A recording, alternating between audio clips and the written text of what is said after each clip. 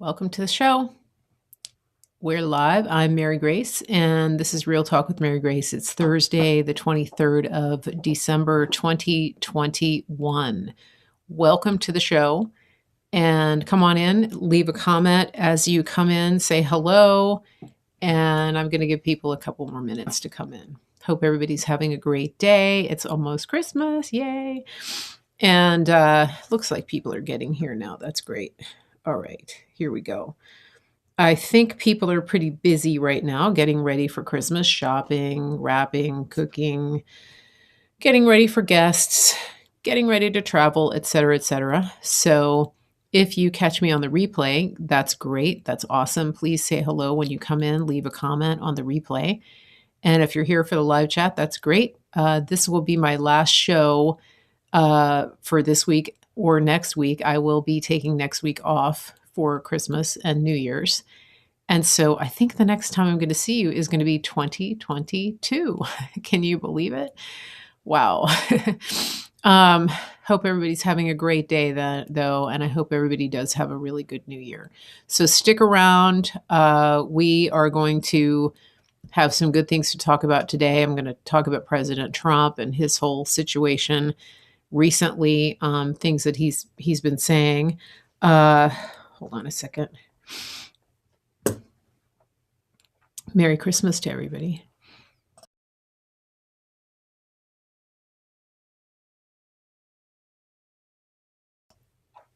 Hey there. Okay. So don't want to forget, there's something that I wanted to talk about yesterday and I didn't get a chance to. Okay. Good to see everybody. So I'm having the weirdest thing. I'm having this sort of runny nose, kind of sneezy situation. And I'm hoping that it's just from being outside. We had the people here doing the leaves, and they were grinding up the leaves in the neighbor's yard.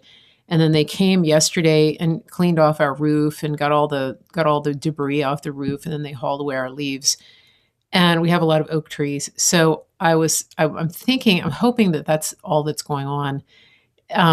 It could be just the dry weather too, but if I sound like I have like a stuffed up nose, that's why. It's a little bit weird. But don't worry, it's not a rebound of the Rona. It's not Rona 2.0. Although I did read, Dr. McCullough came out and he was showing some information from the NIH that said that the I think it was the spike proteins stick around in your system for months and months. And he said that's why some people are testing positive more than once for COVID. I thought that was interesting. Nobody's talking about that, right? They're saying that, you can get reinfected and all that. But I thought that was kind of interesting. The other thing is, I've been thinking about this. So, you know how they're waging war against the unvaccinated in some cities like DC. Starting in January, you can't even go indoors. You can't participate in indoor life outside of your home if you're not vaccinated, because apparently you pose a risk to society. You're a health risk. But here's my question. I'm trying to figure out how this logically comes together. Logic is important. And here's what I have a question. So last year, all year long, everybody was unvaxxed. Everybody. And so no matter where you went, you could potentially, so everybody was in the category of unvaccinated. And, of course, there was the divide between the masked and the unmasked. And so now we've got, starting in, I guess, January, you got people that got vaccinated. But up until the day before you get vaccinated, you're unvaccinated. You're in that category. You're in the category of you could be a vector for disease. And all this time they've been blaming the unvaccinated. But the question I have is if you've been living in the unvaccinated world for a year without getting COVID, so this is assuming that you remained unvaxxed and you didn't get COVID. So let's say that you're in that category and you yourself were unvaxxed and everybody around you was unvaxxed, which was the whole population until they came out with the vaccine. You tracking with me? So if you're in that category and you didn't get COVID, and then you get the shot and you do get COVID, how can you logically blame it on the unvaxxed? Because you were part of that community for over a year. But now suddenly it's the other unvaccinated people's fault, and you're not drawing the connection between the fact that you just put something in your body that wasn't there before, and then you got COVID. It's still like, then how come if it's the unvaccinated people's fault, you didn't get COVID before? You following my logic here? Is there anybody that has brought that up? Has anybody questioned that? I don't think so. Right? But I think it's worth pursuing. Yeah. That's a question worth pursuing. But the thing is, they're okay with circular logic. They're okay with not actually following this through to its logical conclusion. That's the problem.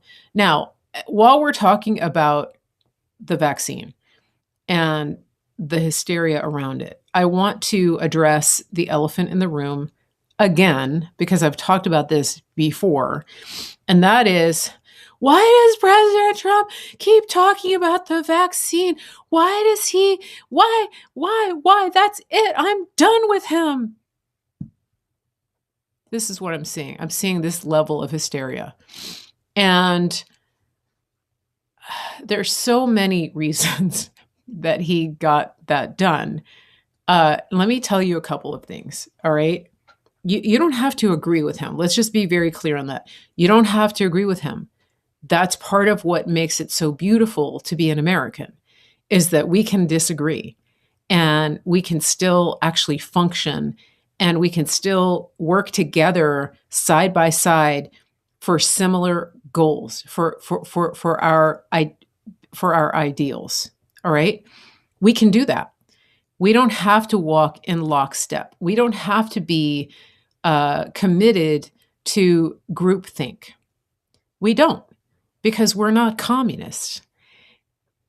So remember that, because I'm seeing some behavior. I'm seeing people who want to cancel President Trump because he's saying, I got the vaccines done. If you saw his interview with Candace Owens, he said, this is like the greatest accomplishment, one of the greatest accomplishments in the history of mankind, is that I got these 3 vaccines done. He's not wrong. You may not like them, but he's not wrong. And he told her, and he told somebody else in an interview that he got the booster. That made a lot of people mad, like big mad. And they're like, that's it, I'm off the Trump train. Okay. And so then he said, what did he say? He said, here's the part people miss. He said, I'm not in favor of mandates. People shouldn't be mandating this. That's the deal. And he's also come out and said he doesn't think the kids need it. So just remember that, okay? Now, why is he doing this? Why? I want you to think about a few things. First of all, I told you that we're at war, that there will be casualties of war. He had to make a decision. He had to make a decision in the very beginning when he was being, he was being given alternatives, like a mass casualty event or COVID. All right. That's what I think happened. I don't have intel on this, but I'm sometimes proven right by my hunches. So this is what I think happened. And I also think that we were facing 5 to 12 years of the type of tyrannical lockdown behavior that we're seeing in other countries. Now those people have a vaccine, but we would have been held captive to the search for the cure. Okay. We would have been held captive to the search for the cure. Now, I'm going to talk about the fact that the jabs are unhealthy. All right, let me just address this once and for all. I don't believe that his original plan was to have something that was going to harm people. I believe, first of all, his original plan was that everybody get a hold of hydroxychloroquine.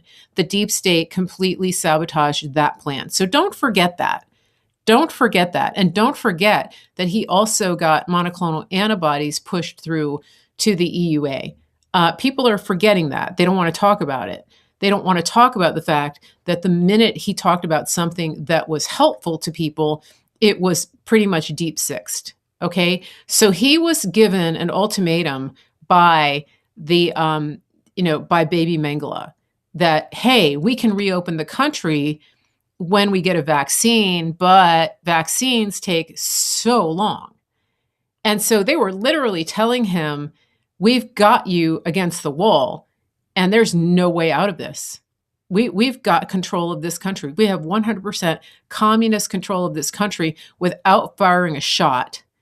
And you don't have anything to say about it because we're going to slow walk this vaccine if there ever is one. And we are going to control the propaganda machine known as the media and keep the people in a mass psychosis of fear. And there's nothing you can do about it. All right. And so I'm not going to speculate about whether he took it or didn't take it or anything like that. I'm telling you about the psychological warfare that's going on right now. Okay? So I want to talk about the fact that we are at war. Okay? Now, the other thing that I want to talk to you about is that the people that, first of all, most people don't really think twice about vaccines. You're awake, you're aware, you get it, but even some of you had your kids vaccinated, didn't think twice about it. You work in healthcare, you took the flu shot every year. Like, you didn't think twice about vaccines. You took the polio shot as a kid, you got the smallpox vaccine, et cetera, et cetera. People haven't thought about it. It wasn't until this came out that people even thought about vaccines, that people even questioned the safety of vaccines. There's a huge number of people who have begun to get awake to even the safety, the necessity, or the efficacy of most vaccines. I'm not saying that, and I'm not taking a side either way here. I'm just pointing out the obvious, which is that before any of this happened, most people wouldn't have cared less. Like, this would not have been a hill to die on for most people. Now it is. Ask yourself why. And who is the person that even got this out there? Do you understand what I'm saying? Without this whole situation, nobody would have thought twice about vaccines. Now, here's the thing. Because most people are still not thinking, like the majority is not thinking, this is really dangerous. I can't put this in my body. I mean, let's face it. Our population, we've got people that eat junk food, go to drive-thrus, do whatever the doctor tells them, take Advil every day, take whatever crap that they put in their body. We have a really unhealthy population. Have you not noticed that? And a lot of them are Trump supporters. I'm just telling you the facts. And so if you look at the balance of his base, the people that would vote for him again, the people that are in his corner that like all of his policies, or 90% of his policies, those people aren't wringing their hands over whether he took the vaccine or not. They're not wringing their hands over whether the vaccine is safe or effective or whether it's causing adverse reactions.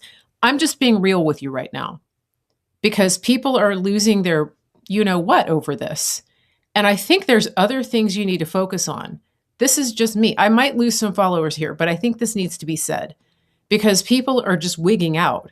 And I hate to tell you, you may just say, that's it, I'm done. What's your alternative? Are you going to go support Creepy Joe? Like, do you want Fauci for president? What is it that you want? Do you want a savior? What is it that you want? Okay, let me go back to what I was saying here. So President Trump, He's a president for 81 million people. He's a president of the whole country, actually, 330 million. And most of those people aren't sitting around reading about adverse reactions to vaccines. Most of those people were put under a spell of mass psychosis and fear. Many of those people, even though they voted for him, didn't see their grandchildren for a year or 2 years. Many of those people get a flu shot every year. Many of those people have been living under this fear for a very long time, and a lot of them are older. A lot of his voters are boomers. And so, as awake as you are, for every one of you, there's 10 that aren't. And so I just want you to think about this, because let's just say we know, and there's no way that he doesn't know some of the things that are going on here. But let's just say that he came out and not only did he develop Operation Warp Speed, he got our country open faster than any of these SOBs wanted to. They wanted to keep us locked down forever. Remember that when he came out and said, worship is essential, get back into churches. Remember that? They were so mad. They were big mad. Like they wanted to blow things up, and other countries were staying locked down. I want you to have perspective here. He got our country open when they wanted to keep us locked down and turn us into a slave class. They're still trying to do it. They also wanted to completely steal the election with all universal mail-in ballots, but that's another topic. All right. So the people that have been in the mass psychosis, he had to do something to get them to get out of that fear. And he has to maintain that, because these people aren't relenting. Now it's Omicron. It was Delta. It's going to be the next thing. Like they're going to come up with a new strain all the time, because they're trying to get the people to stay in that state of fear, under that spell, under that hex of psychosis, of never seeing their families again. He understands on a deeper level than most of you that the social and economic and emotional fear and isolation and destruction will outweigh in the long term the effects of what could happen with the adverse reactions to the vaccine. Now, I know a lot of people aren't going to agree with me on that, because you think it's going to kill the whole population. I think that he had to weigh that, and he understands that you cannot bring back a society that is paralyzed by fear over a certain period of time, that at some point you've lost them completely. And I think that in his mind, and based on his very keen understanding of the human psyche, he understands that tipping point was very close.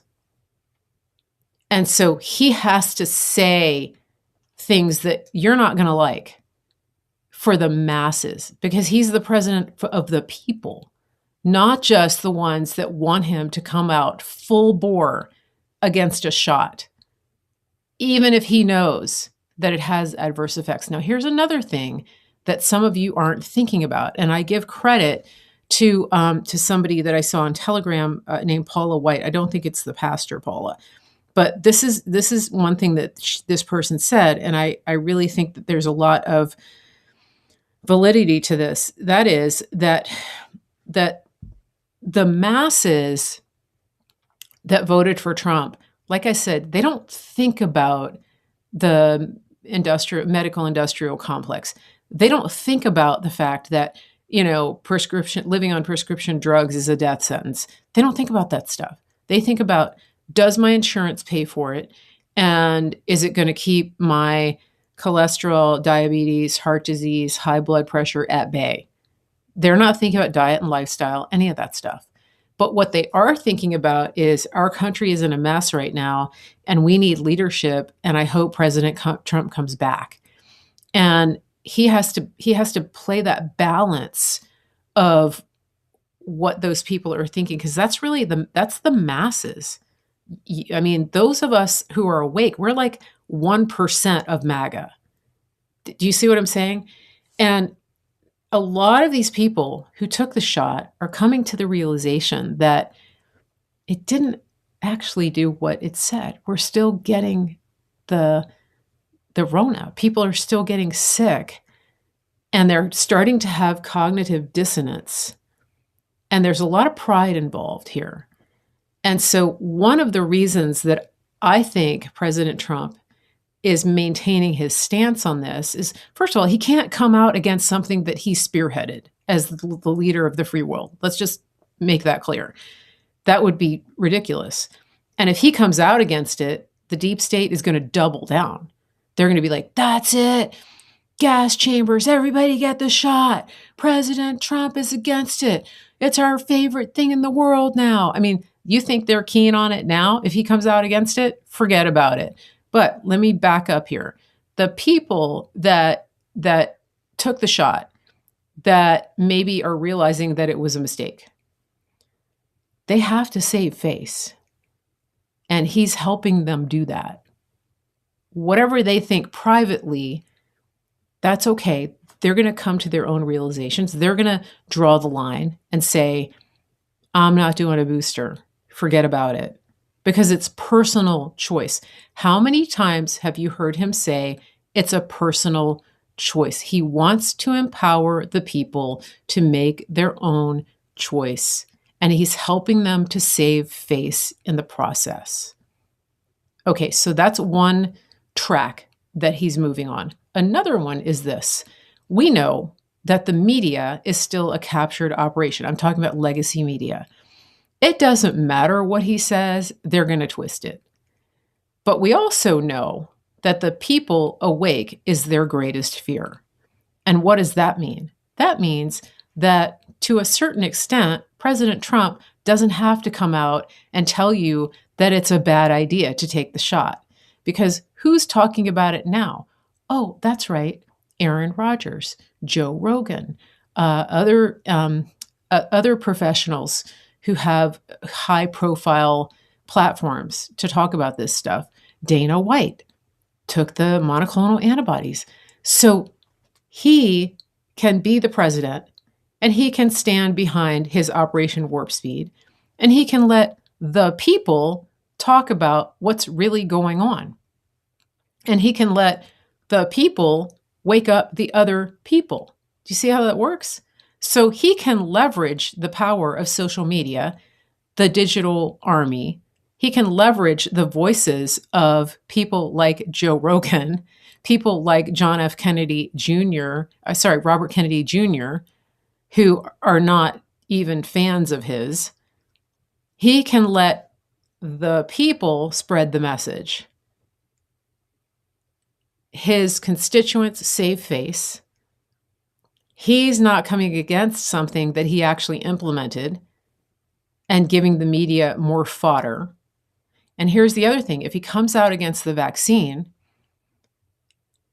do you think that if he comes out against anything else, or if he comes out in favor of anything else, the deep state is going to kill off more people and blame him, right? If he comes out against it and more people stop taking it, they're going to say, oh, look, Trump said don't take it. Now all these people are dying.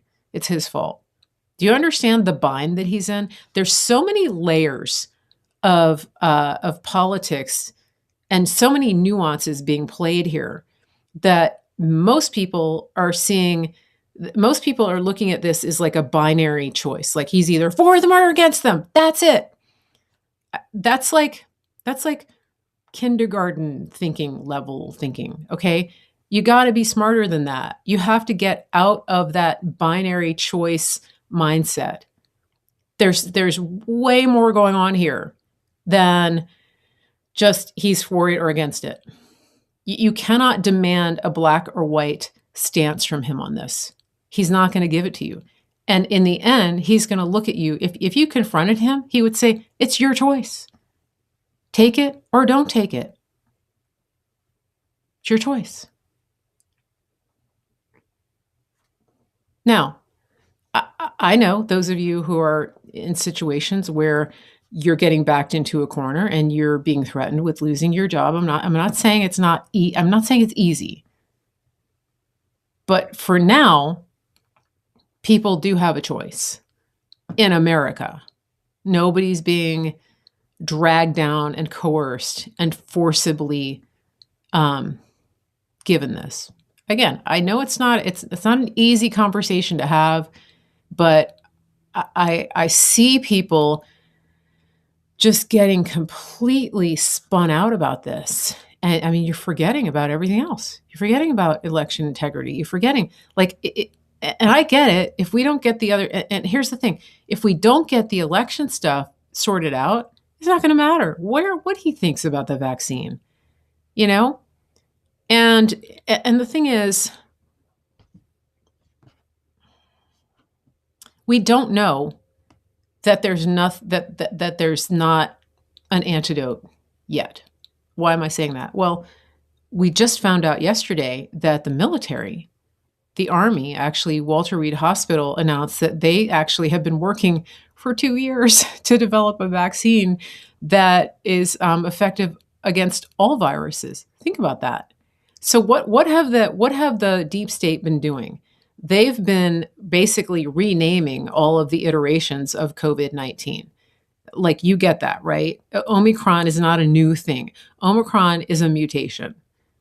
How do I know that? Okay, first of all, the test that you get over the counter, if you have 3 people lined up and one has COVID-19, one has Delta, and one has Omicron, and you use those stupid tests you get from Sam's Club, how do it know, right? You don't have one swab sticking up one person's nose saying, "Oh, that's definitely Delta." See, the line is darker on the test. Are you kidding me? There's no, you can't. What are they going to do? These tests that they're sending out, the 500 million tests that they're supposedly sending out, what are they going to do? Are they going to be like, if you think you have Delta, take this test. If you think you have 19, take this one. If you think you have version 4, take this one. No, it's the same thing. You're testing positive for a coronavirus. Why are they hyping it up? Because they know that it's mutating and they know that they have to get mileage out of this because it's not as severe. So what do? They ramp it up. They fire people from hospitals. They make it look like the hospitals are full. They start ripping the monoclonal antibodies out of the supply chain. Did you know they're doing that? And so they're making it so that people who do get this milder mutation can't even nip it in the bud. They're telling you that it's not as effective against Omicron, even though it's like the same virus. They're doing that to stoke the fear, right? They're messing with the football schedule. They're messing with all the sports schedules. They're doing the same damn thing they did in the spring of 2020 because that's all they've got left. Meanwhile, the Army announces that they've been working on a vaccine. Isn't that funny? Because somebody was at Walter Reed in October for a few days because of COVID. That's kind of interesting, isn't it? October of last year, October 2020. He was at Walter Reed. And the interesting thing too, people forget this, is that people think that President Trump was completely caught by surprise in January, February, March by COVID. He wasn't. If you listen to the daily briefings that he did with Scarf Lady and Baby Mangala, you would know that he was aware of this back in 2019. And in fact, in early 2020, he had already ordered the stockpile of PPE. Did you know that? He was aware of it. And so it's not even a stretch to think that he had already gotten the Army involved in developing this vaccine. Think about that. I mean, it's very interesting. The timing of it's interesting too. I mean, heck, he could have taken that vaccine. I don't know. But it's just there's a lot more going on than people realize here.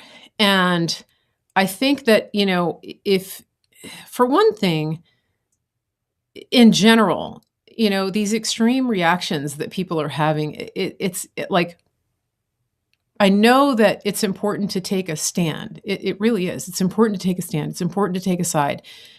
But if you really are going to take this one issue, and that is going to be the defining, that's going to be the hill you die on with President Trump, then I would really question, like, what are your priorities going forward? What is it that's important to you for this nation? Because this is one aspect of this war. There's a lot more stuff that's really big, that's problematic. Critical race theory, the election integrity, the fact that we have communists running our universities and our schools and our school boards and our uh, boards of supervisors. Like, these are big deals. It's a big deal. Who's the sheriff in your county? I mean, getting involved locally. These are things that are going to save your country. I hate to tell you this, but whether people get the vaccine or not isn't going to that's not the hill to die on. And again, some of you may vehemently disagree with me. I get it, but I hope that what I've explained to you gives you some perspective on where he's coming from. Like, you're not going to hear him come out and say, guys, hold up, stop taking the vaccine. It's not good. At least not now. Now, when he comes back, he could do that. He could say, now we're going to release this information to you now that I'm in control here fully and I can do something about it. We're going to reveal to you what baby Mengele did. How is it even reasonable or logical to think that he would do that now? I mean, we can't even get the Supreme Court to agree on things that should be just like a slam dunk. So, the man he's first of all, he's still fighting for you. He hasn't gone away, but he's getting hit on all sides. Not a single person that is jumping ship on him over this could handle about 1% of what he's handled. And I think that's what is so concerning about this, is the people that are really the most judgy over this are the first ones to cave at any sign of adversity. That's it. I'm done. Okay. I'm not going to try to convince you. I mean, go vote for Bernie. Go, hang out with Elizabeth Warren or whatever you need to do. Because remember, those were the people, Kamala, they were the people that were saying, I'm not going to take a Trump vaccine. Anything that's developed by Trump. Now they're forcing you, like they're threatening your livelihood if you don't take it. The hypocrisy is just mind-numbing, isn't it? Yeah. Okay. So hopefully that helps. I didn't know that I was going to go on that long over that, but I think that it just, I think people just really just wait and see how this plays out. Okay. That would be my advice to you. There's just so much more going on. All right. I want to look at your comments here.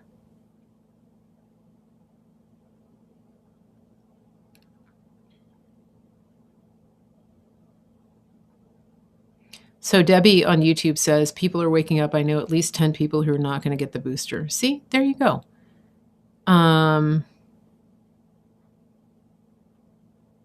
Here we go. Here's another one. The brother went to a new doctor who explained and advised him against the booster.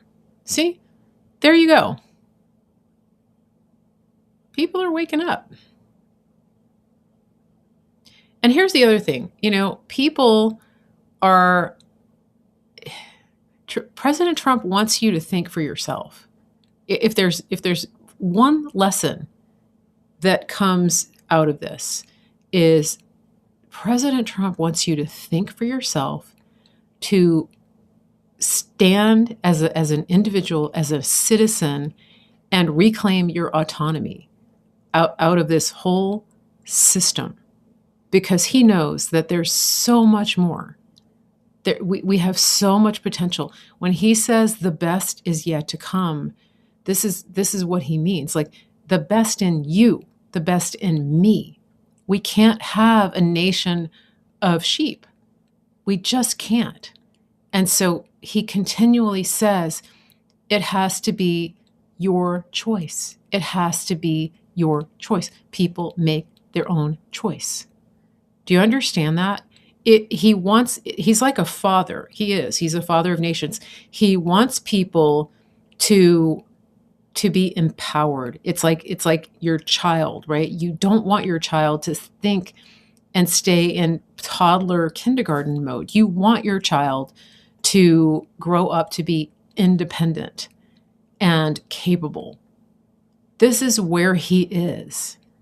And so, he needs to be able to trust his constituents to make their decisions and to say, you know what? I'm not going to do this because I value my own sovereignty, and I know who I am, and I don't have to follow the medical industrial complex. I don't have to follow the mainstream media. I don't have to do what anybody tells me to do, because I understand my rights. I understand what the Constitution says. I understand who God says I am.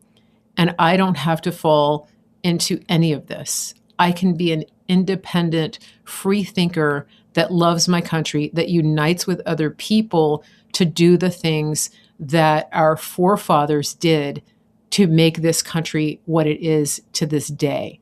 That's what he's looking for. Who are his heroes? Think about it. Who are the heroes that President Trump always brings up? He loves the heroes of old. Did you see him when he was with the World War II veterans, when he was with the Navajo code talkers? Like, he loves those people, because those are the people that had the grit and determination not to run away from a virus and lock themselves in their home. That's what he wants to bring out in you. That's what he wants. He wants to see the good people of this country remember and shake off the slumber of complacency that they have been in for so long. Make your own decision. Think for yourself. You're a big girl. You can do it. You're a big boy. You're a grown-up. Make your own decisions. That's what he's telling you.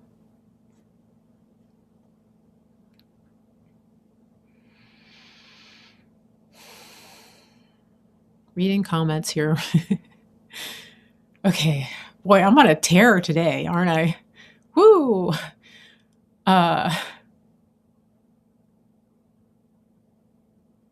Yeah. I mean, like, no matter what he does, there's going to be people that hate him.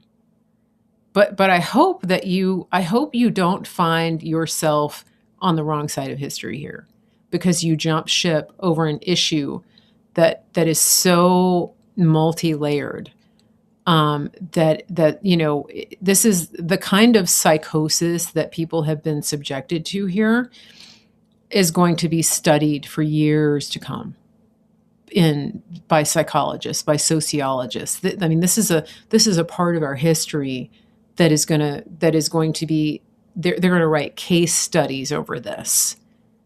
And also, from a geopolitical standpoint, from an economic standpoint, I mean, there's so much happening here that most of us really only understand, the slice of pie that we're living in. You guys do get that, right? I mean, this is a time like no other that President Trump has navigated through. And I don't know about you, but I'm not giving up on him. Is he my only hope? Absolutely not. My hope is in Jesus Christ. But, God appointed him for this time, and he's not done with him. And so, if you want to abandon him, and that's your choice. You know, he's not going to run after you. He's not. He's got bigger fish to fry. So, I mean, if you're butthurt over the things that he's said about this, I maybe just do some soul searching. Delia's taking notes today. She's like, I don't know where one topic ends and another begins. I'm sorry, Delia. Yeah. President Trump is a leader, but he's not our savior. People really need to embrace that truth. Okay. Ooh, I got through the comments. Oh yeah, here Pat says Delia just listed under "Don't be sheeple." There you go. That's exactly right. You know, and I think this is I always say this. I say this like we're in the best time in history, even though it's really hard. But the people and the characters and the innovation, the character that's being developed out of this, it's like there's a real divide happening. And so, people that are rising to the top are doing so in spite of all of this diversity. And, President Trump is one of those people that, I mean, he's like a phoenix. He's risen from the dust so many times, even though when they thought they killed him. Most presidents would have resigned in the first 6 months after what they've done to him.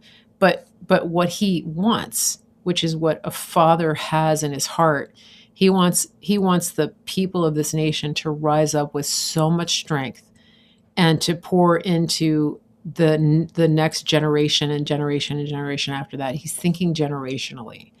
And so because he thinks that way, I know that he has a plan beyond the shots. And that's one reason that I trust him as well, because I know that he's a very strategic thinker and that he's not stuck in the binary choice of vaccine, no vaccine. Like his day doesn't revolve around that. There's so much more because he's a visionary. And that's what he wants for you and me and for your children and their children and their children and their children. He doesn't want you to get stuck on one issue and get paralyzed by that. He wants you to thrive.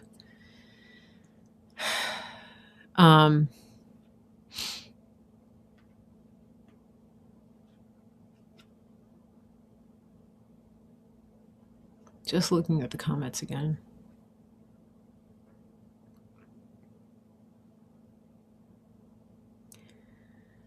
Now, speaking of leadership, Kamala, I'm gonna change the subject, but I might come back to this depending on your comments. Kamala has decided, she's announced that the reason that her news coverage is so bad is because she's not a white man. Did you guys see that? That explains everything. That's why Kamala is polling so low and why she gets worse news coverage, because she's not a white man. And it's funny because it's so stupid, but it's very sad too, because it's sad because she and Hildebeest and other women like them, they are the reason we can't have nice things in this country. Because think about it. Think about how hard women have fought to get into positions of leadership. Think about this. Think about how hard they fought. Think about like the Margaret Thatchers of the world. Think about, women in business. Think about anybody, Martha Stewart, Kate Spade, people like that who've paved the way. The women in the space program, women, doctors, even becoming a doctor and not a nurse. These are a big deal. Women getting the vote, the women fighting for suffrage. These are really big things. And then, you get women who are in positions of leadership, and when it doesn't go their way, they bitch and moan and play the victim. And they shriek and play the blame game. I mean, Hillary Clinton has been crying for how many years is this now?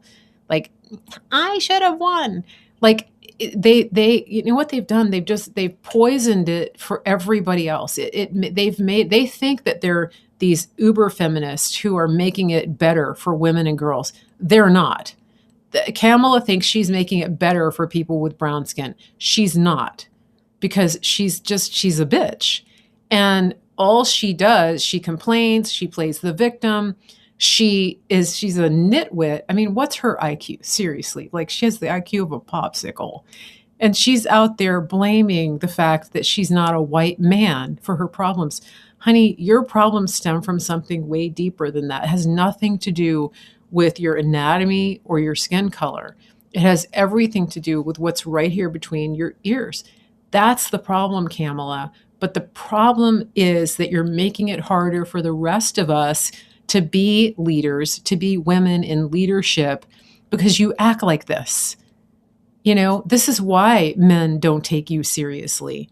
This is why. I mean, you go on the world stage, Kamala, and people try to talk to you about something serious, and all you do is laugh. I mean, like, they make you the electric car czar. I mean, how hard is that? It has a battery, you plug it in, it runs. You can't even get that right. You're out there, like, you're standing there like a nitwit, and you're giggling, and you're asking the stupidest questions, and then you can't admit to the fact that you're just stupid, and then you blame it on the gender and race card.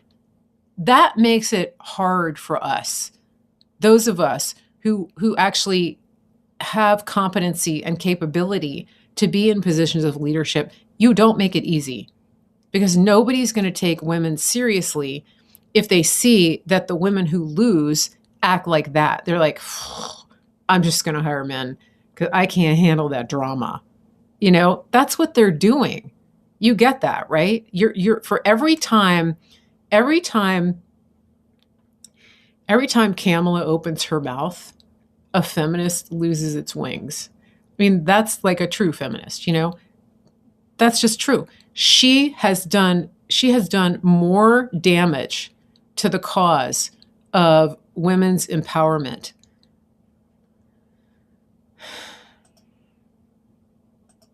than any sexist man out there. I'm just going to say it.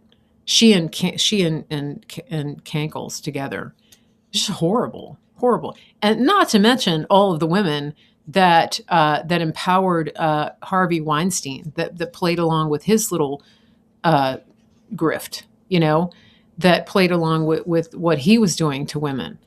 Those women out in the entertainment industry, they enabled it too.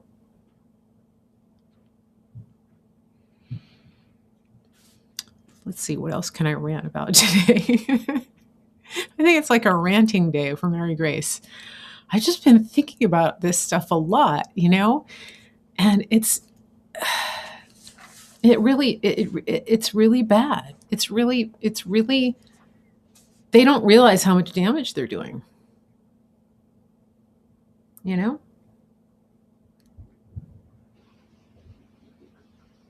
But I'll give you some good news. So here's something interesting. Did you know that Brandon, do you remember the executive order that President Trump put into practice? It's Executive Order 13818. Does anyone know what that is? Quiz time. Who knows which one that is? Don't Google it. Executive Order 13818. Okay, I'll tell you. It's the executive order that has to do with, let me just say, serious human rights abuse and corruption. Okay, so listen to this. Brandon had to write a letter, and this was signed December 20th, 2017. So this has to do with like the trafficking, okay, trafficking in persons and things like that. And so you would think that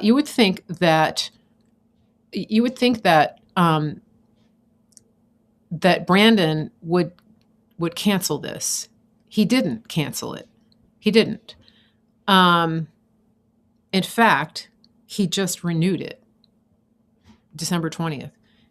Now, it says Section 202D of the National Emergencies Act provides for the automatic termination of a national emergency unless, within 90 days prior to the anniversary date of the declaration, the president publishes in the Federal Register and transmits to the Congress a notice stating that the emergency is to continue in effect beyond the anniversary date. In accordance with this provision, I have sent to the Federal Register for publication the enclosed notice stating that the national emergency declared in Executive Order 13818 by December 20th, 2017 is to continue in effect beyond December 20th of 2021. You know what's interesting is that it doesn't say how long. It doesn't say like for a year. It just says beyond, into the beyond. Isn't that interesting? Now, here's why I think that's being done. Some of you guys know about devolution, and you understand the idea that President Trump is actually in charge under a devolved system of government. If you're not familiar with that, go look on Substack, which is on, you can search it online. It's Substack, and you want to look, and that's like a blogging platform, just like Blogspot. It's Substack, and you want to look for Patel Patriot Devolution. Go and read all of it. Read it during the holidays. If your relatives get on your nerves, go say, I have some reading to do. Go read the Devolution series. But here's the interesting thing. Why is that happening? How is it that he didn't cancel that? How is it that he didn't like flat out cancel everything important? Because he didn't cancel the executive order about election interference either. You guys know that, right? I'm talking about Brandon right now. How is it that happened? Well, I think it's because, do you guys remember the documents known as the PEADS, PEADS? It's an acronym. I don't want to donate to your thing here. Go away. So, Presidential Emergency Action Documents. Okay, these are executive orders, proclamations, and messages to Congress that are prepared in anticipation of a range of emergency scenarios. For example, when communists steal your election, that would be an emergency scenario. And it's almost like Trump knew this was going to happen. So President Trump, there are PEADS that President Trump put in place before all of this happened. It's like he knew what was going to happen. It's like he knew, right? And here's what it says online. It says PEADS are classified secret, and no PEAD has ever been declassified or leaked. Indeed, it appears that they are not even subject to congressional oversight. Although the law requires executive branch to report even the most sensitive covert military and intelligence operations to at least some members of Congress, there is no such disclosure requirement for PEADS and no evidence that the documents have ever been shared with relevant congressional committees. So if you're a president, if you're a wartime president, and you know that you're turning the country over under devolution to combatant command centers in different parts of the country, independent leadership,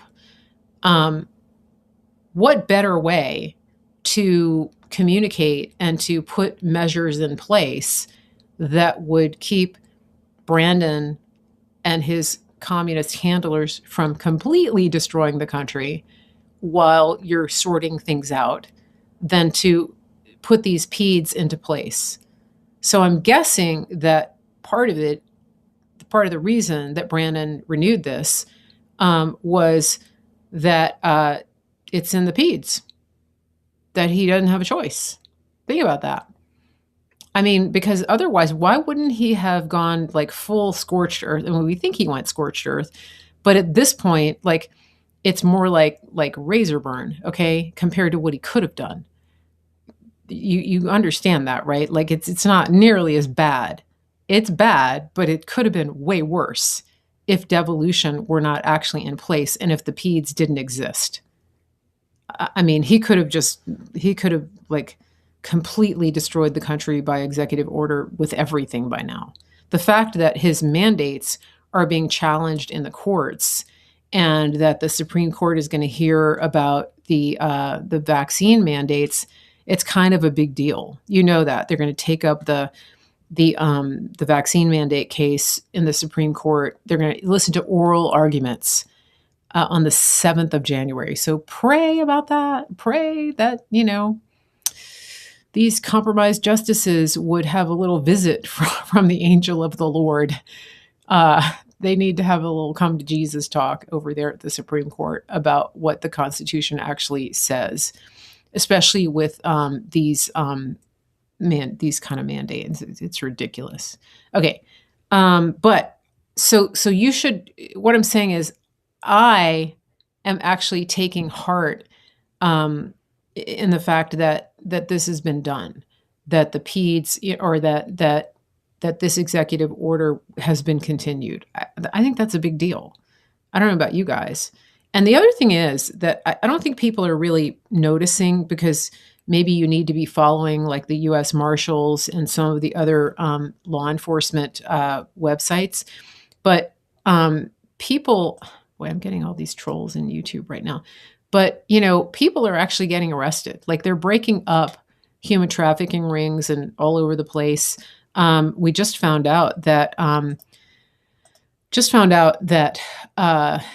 that the FBI, yeah, those guys, they actually infiltrated the violent rioters out in the West Coast in, I think, Portland during last summer, during the summer of riots. Do you remember? I think I told you guys about this. I think I was one of the people that showed you that we had people on the inside. Do you remember that? Let me refresh your memory. So when people, this was in DC, but the same principle applies. And we know the whole January 6th thing was an FBI setup. But I'm talking about like when Trump was in charge, I think that he had people inside of these entities. I mean, I know we have people inside Antifa. And the interesting thing is, I think that one of the reasons that Trump, there's different reasons that he didn't go in and just, wipe them all out when they were doing all of these riots. I mean, he was trying to let procedure play out. He wanted the people to see, like, he had to let it happen to show the contrast of, okay, this is not rule of law. Your city is being destroyed because your mayor is a communist who is allowing this to happen. I'm offering to help, but they're not allowing it. Okay. But in the meantime, I'm going to put my people in undercover so that we can actually take down the ringleaders of this little operation, because it's a black bloc militarized operation that is not a spontaneous protest. You understand that, right? President Trump wanted to get to the kingpin of these operations, not just the basement dweller video gamers that eat Hot Pockets. That's not who he was going after. He's going after the head of the snake that are funding and financing and that are recruiting people to burn down these cities. That's his goal. And so how do we know that? How do we know that was happening? What are the clues that he gave us even last year? Well, one of the clues is that when Antifa, when the protesters were in Washington, D.C., remember when the president marched across Lafayette Park and he went to the church with the Bible, and because they had tried to burn it down the night before, they also had people climbing up and trying to tear down these statues. Remember that?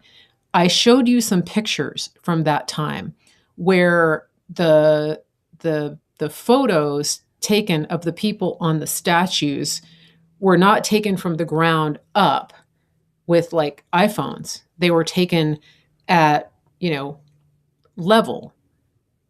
Obviously, somebody was taking those pictures from, say, a window in a building, right?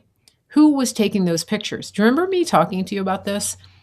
This is important because if you have your people infiltrating these organizations, they're going to know where to position themselves to take these pictures to identify and to use as evidence. Does that make sense? That's not like an amateur operation. Okay. Um,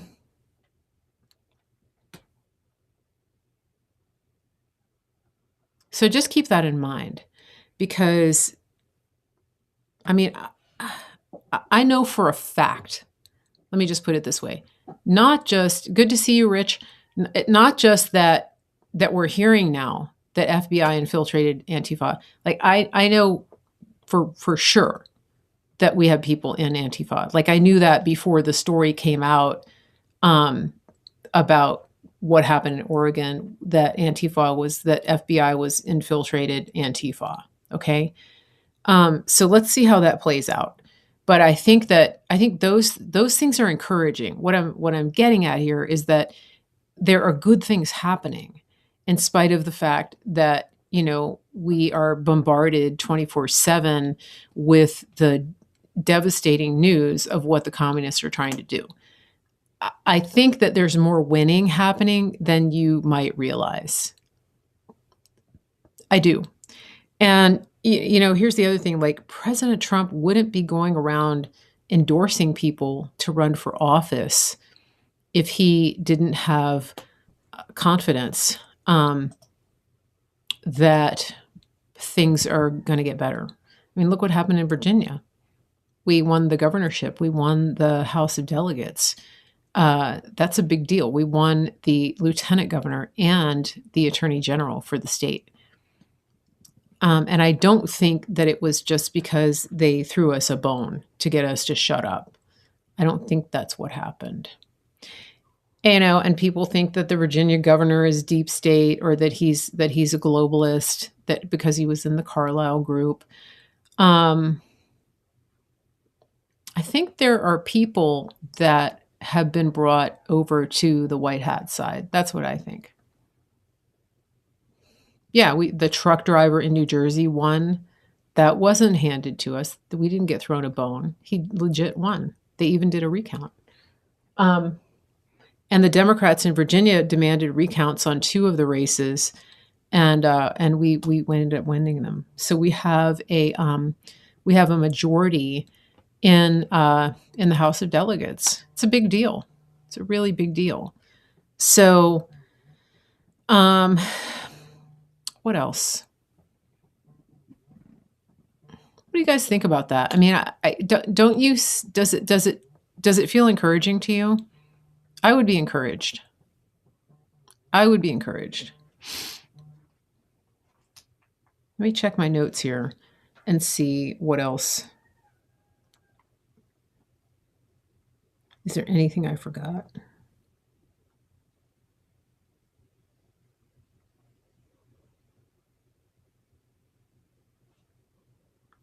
I think that was the main thing I wanted to talk about today.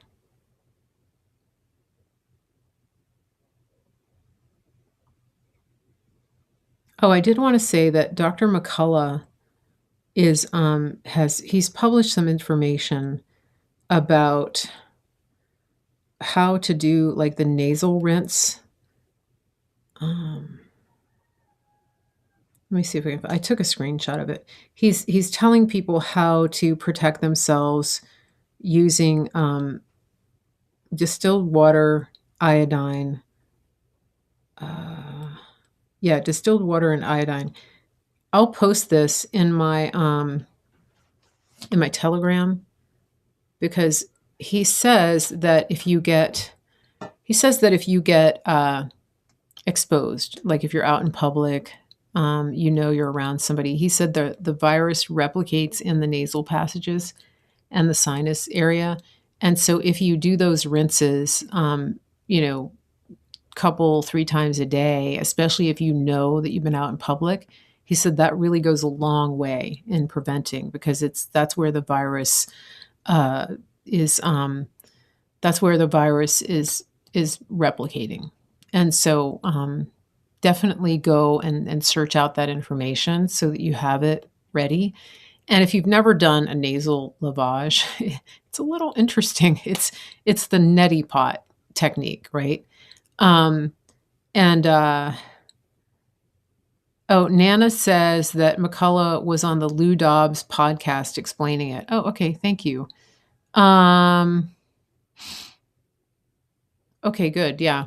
So that's just something that I wanted to get out there, especially, if you're going to be around people for the holidays. So remember, don't be scared, be prepared. And that means that, doing extra things to have in your arsenal in general, like, because this is what he's explaining is, I think, just a technique that is helpful against any virus that would, rhino virus. Okay. So just keep that in mind, uh, take initiative and be the one that is in charge of your health. Think for yourselves. Don't be a sheep. Take initiative, get what you need.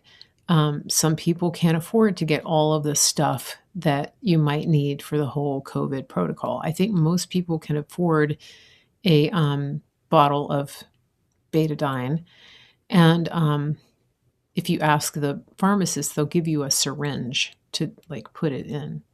And then you can go on YouTube and look at the videos of how to do it. You don't have to have one of those neti pots. You can use a syringe. So just wanted you guys to know that. Does anybody have any questions or anything? I have a couple minutes here before I have to go.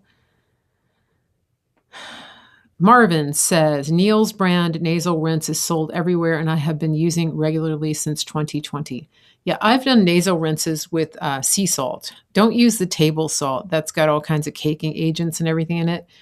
You want sea salt, like the raw, unbleached stuff.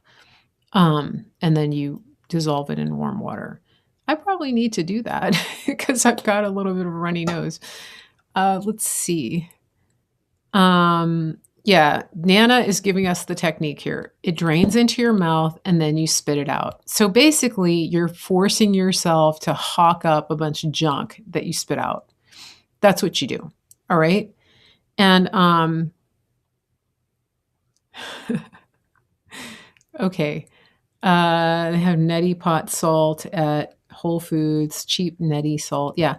Yeah, you can just use Himalayan sea salt or any kind of uh, like sea salt, from like Normandy, that kind of thing. Um, Gargle with tequila. If it burns, you are infected with bacteria. Okay. I don't recommend that you I don't recommend that you put tequila in your nose. Just saying. I don't think that's part of Dr. McCullough's protocol. So just saying. All right. Anything else? Anything else? Definitely just arm yourself for that. But the main thing is, just try to take a break, enjoy the holidays, enjoy, Christmas, and go drive around and look at the lights. And, if you don't have, if your family has lost their minds, go try to spend Christmas with other people. Make the most of it. Don't let baby Mengele steal your Christmas. Don't let the deep state steal your Christmas. Don't let them do that. Make your intention for the new year. God has amazing things in store for us as a people, as a nation, as a world, and I think that people need to just, yeah, take the time to prepare and to pray into the year to come as well. Don't let all of this insanity derail you from your calling in life, from what God has called you to do, from your purpose, from your destiny.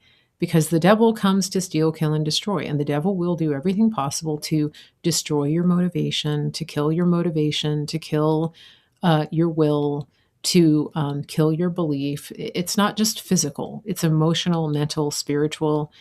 And so, as you watch and see and hear, really be praying with authority into, what you believe God is saying and who you are. Don't underestimate or sell short who God is and who He's made you to be and what His destiny is for you and your family. And God is not letting America go. And because of that, He's not letting the world go. So just don't let go of that. All right. Um, Continue writing to me, info@marygracemedia.com, especially if you're wanting to do superfoods with us. This is a really good time to do that. Yeah, watch Charlie Brown Christmas. Let's see. Oh, you're welcome from Australia. All right, let me put this caption up here. So you can get CBD, shopwithmarygrace.com, go to info@marygracemedia.com to get a link for superfoods. You can get a promo code. You can save over $100 off of that. So don't forget to do that. And yeah, just, stay hopeful, stay positive. I know that there's some very hard things that we're having to deal with. I get that. Go back and listen to this broadcast again. Take what you can from it. The situation that we're in is not perfect. I get that. But don't let the devil get you down, because he will. So focus on what's good. That's what the Bible tells us to do, to focus on the good, the right, the truth. Okay? And there was something else I was going to tell you guys before I signed off. What was it? What was it? Somebody remind me. Somebody get in my head here. Oh, pray for my trip. We're going on a trip. We're taking Barley George with us. I'm not sure how the harness and leash situation is going to work.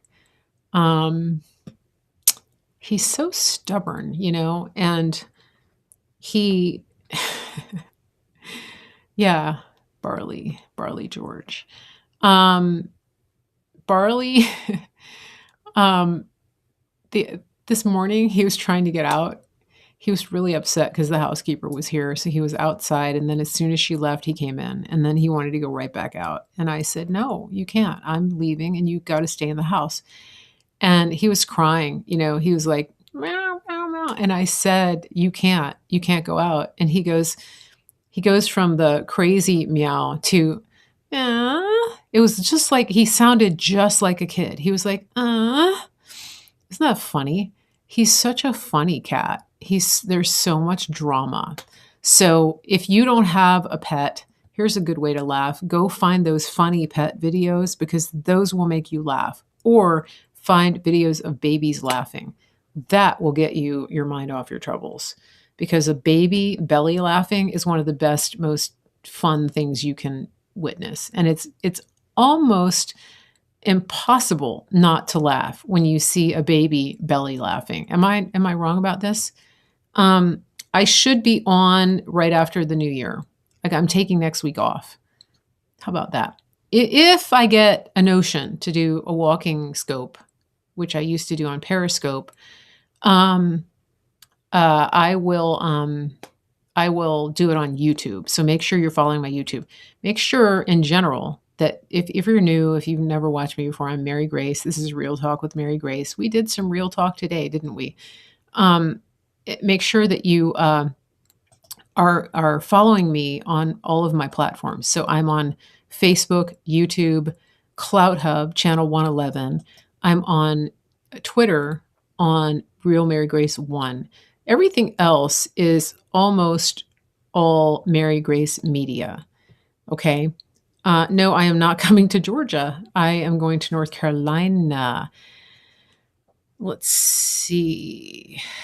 Oh, Pat. So Barley is going to be in the car in his carrier. He loves the carrier, you guys. He'll just go in the carrier sometimes. I leave it out in the living room sometimes, and he just goes in there and he hangs out. He has a little lammy in there that he likes, and he loves that thing. He's fine with it. He doesn't mind being in the car.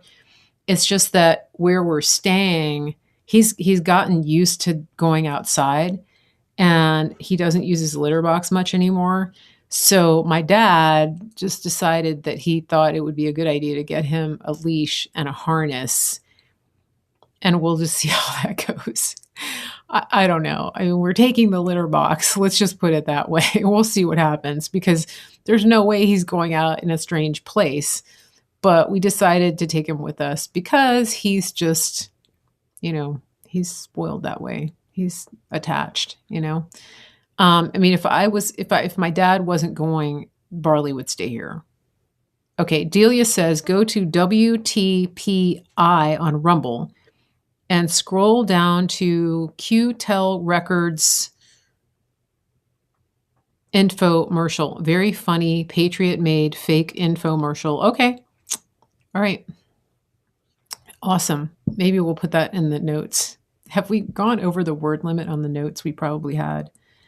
Yeah, everyone will be waiting for the leash and harness update. That's for real. I mean, because he really is he's really something, that cat. He's very sweet. He was sitting with me last night when I was wrapping presents and watching football. Um, so he's a good cat. But he's young. You guys know that. He's just a baby. He's like a teenager now. So he's just full of himself. And he gets bored. So we'll see what happens. Delia's going to be shortening the notes. Yeah, I went on a tear today. Please video the harness with Barley. Well, I have one video of when I started, when I put it on. You guys want to see that? Hold on. Cat videos. Oh, the cutest video of him is we went for a walk. Hold on a second.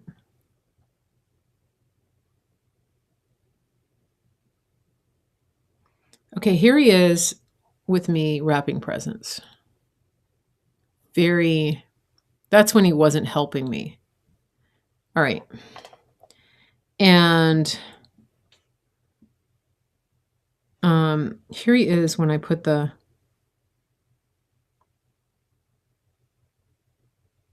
harness on him. Hold on, where is it? It hasn't really been very successful. He thinks he's hurt. He's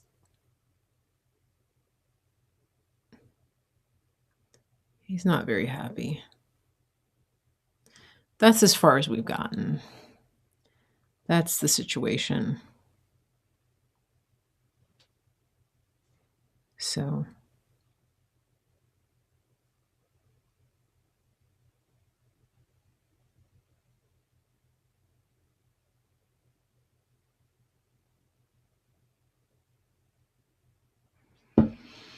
Okay. Has Barley had his mistletoes clipped yet?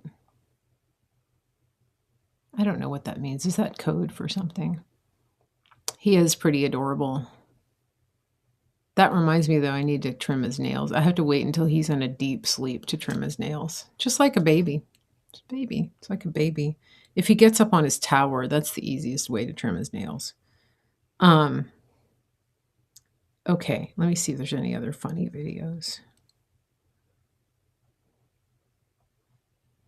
Here he is at the top of the stairs giving me the stink eye because he tried to get outside. He goes from me to my dad. So it's like, Mom won't let me go ask Grandpa. And so he goes up to the top of the stairs and I yelled at him and I said, you can't go out. I already told you no. He does. He works like the Grandpa and Mom.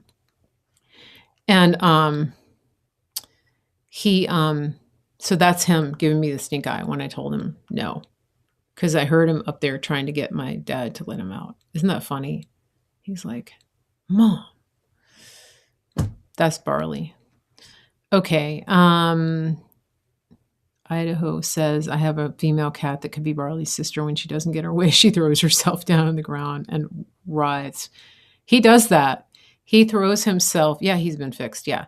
He throws himself down when he's trying to get out and I won't let him out. And I tell him no.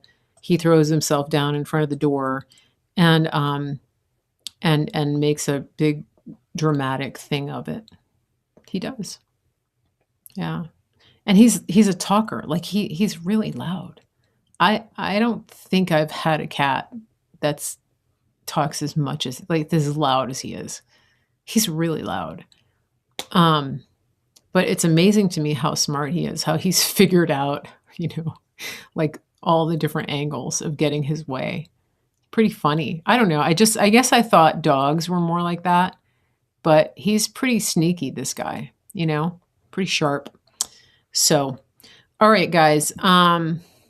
I went over a little bit today and I will be back. Like I said, if I do a walk and talk at all between now and New Year's, it's going to be on YouTube. So make sure you're following YouTube. Make sure you're following all of my channels because if I get taken down from YouTube or the other socialist media platforms, I will be on Clout Hub and Rumble.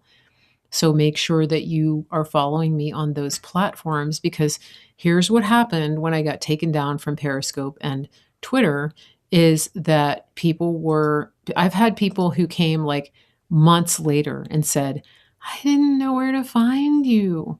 Well, that's because when I told you to go follow me on these other platforms, you didn't because you didn't think it was going to happen.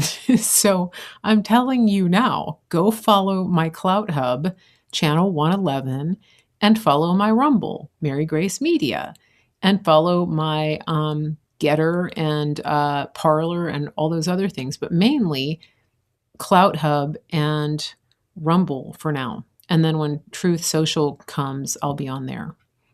Simple. Okay. Speaking of Barley, he's ready to come in. I wish you guys a very Merry Christmas and a Happy New Year. And I thank you to all of my moderators and thank you to Delia for doing the notes. And thank you to everybody for the great conversation today. And I will be back soon. Take care.